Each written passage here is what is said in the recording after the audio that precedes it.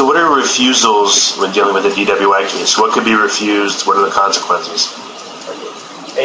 Once a person is pulled over by the police, you can refuse to even talk to the police officer. Start with that. You have a right to remain silent even on a speeding ticket. But that being said, the police officer may ask you to take one of these preliminary breath tests. You can refuse to go into that. And there really is no ramification for that.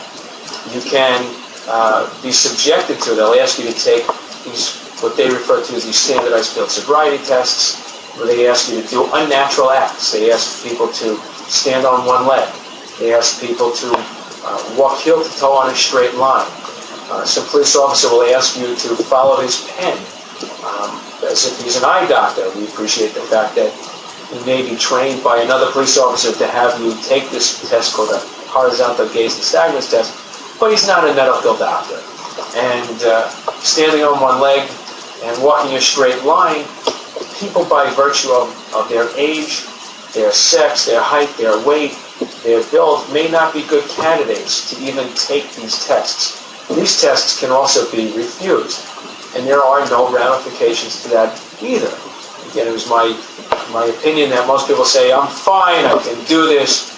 You really have very little to gain because you can't pass a field sobriety test. The tests are made for failure.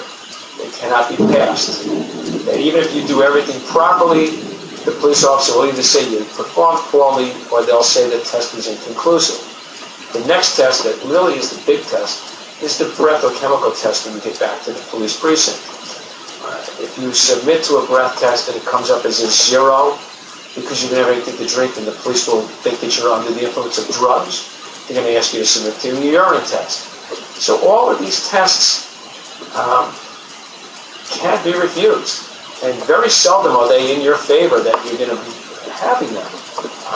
Of course, there's certain negative things when you refuse to take a test. We are in New York State. We are in an implied consent state.